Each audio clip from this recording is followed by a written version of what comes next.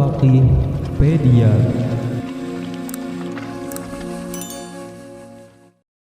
Assalamualaikum warahmatullahi wabarakatuh. Bismillahi walhamdulillah, wassalatu wassalamu ala rasulillah, la haula wala quwata illa billah, amma ba'd.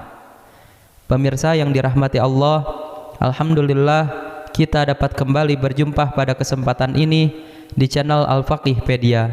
Semoga siapapun yang saat ini menyaksikan video ini, Allah Subhanahu wa Ta'ala panjangkan umurnya, disehatkan lahir batinnya, serta dikabulkan segala hajatnya. Amin ya rabbal alamin. Pemirsa, Habib Umar bin Hafidh dalam kunjungan safari dakwahnya kemarin ke Indonesia memberikan banyak nasihat kepada kita semua melalui ceramah beliau. Di antara isi ceramahnya, dalam video ini kita akan menyampaikan 3 wasiat Habib Umar bin Hafidh yang penting untuk kita amalkan. Yang pertama, keutamaan sholat subuh dan memakmurkan waktu pagi. Habib Umar bin Hafidh menyampaikan sebuah hadis yang menyebutkan tentang keutamaan orang yang melaksanakan sholat subuh sebagai berikut.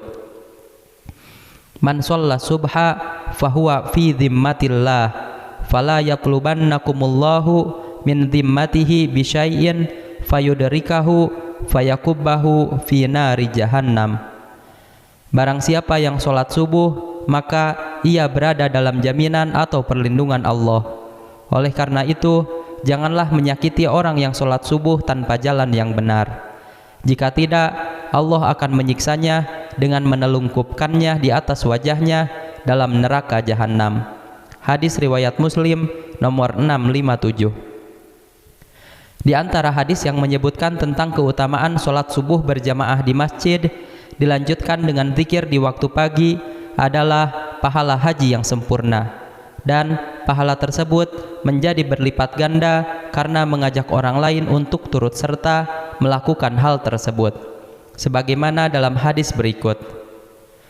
Man sholla sholata subhi fi masjidi jama'atin yathbutu fihi hatta yusolliya subhatad duha kana ka'ajri hajin au mu'tamarin taman hajjatuhu wa umratuhu.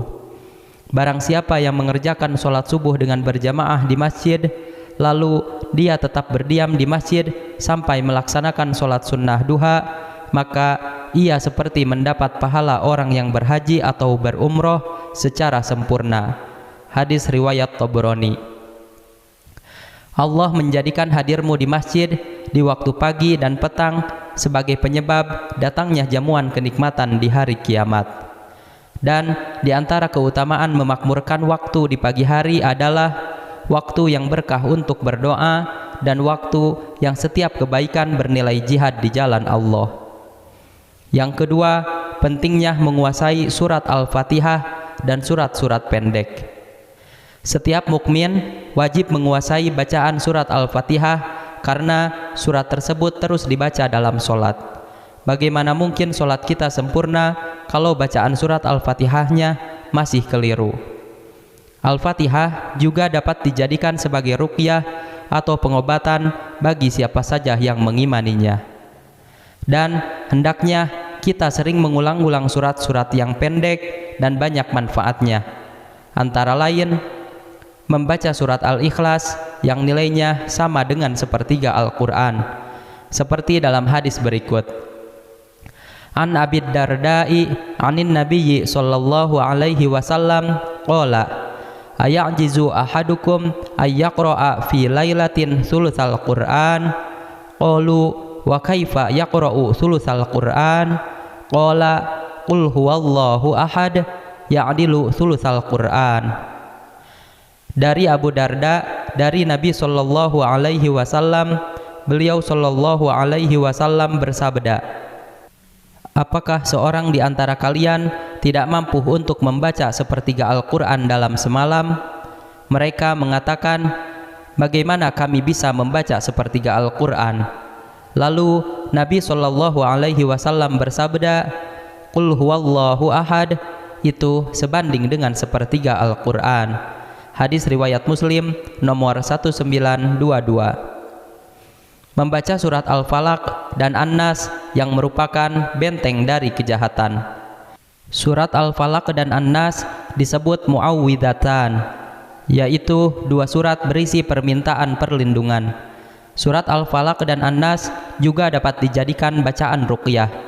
Sebagaimana dalam hadis Nabi Muhammad sallallahu alaihi wasallam, wa an Abi Sa'idil Khudri radhiyallahu anhu qala kana Rasulullah sallallahu alaihi wasallam yata'awwadu minal janni wa ainil insani hatta nazalat muawwidatan falamma nazalata akhadha bihima wa taraka ma siwahuma.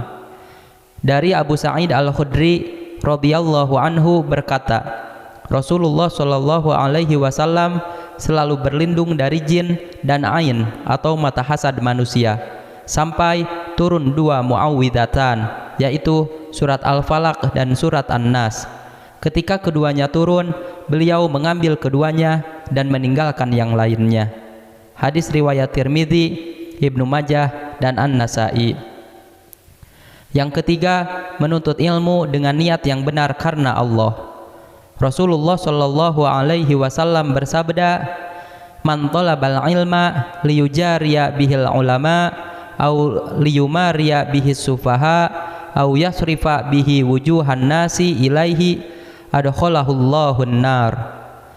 Barang siapa menuntut ilmu untuk menyaingi ulama atau untuk berdebat dengan orang bodoh atau supaya dipandang manusia, Allah akan memasukkannya dalam neraka. Hadis riwayat Tirmidzi nomor 2654. Pemirsa yang dirahmati Allah, itulah tadi 3 wasiat dari Habib Umar bin Hafidh dari sekian banyak wasiat beliau saat safari dakwah di Indonesia. Semoga kita bisa mengambil hikmah dan berkah dari wasiat beliau. Sebelum ditutup, jangan lupa like dan subscribe channel ini. Semoga siapapun yang like video ini dan subscribe, Allah permudah segala urusannya dan dikabulkan segala hajatnya. Amin ya rabbal alamin. Wabillahi taufiq wal hidayah. Wassalamualaikum warahmatullahi wabarakatuh.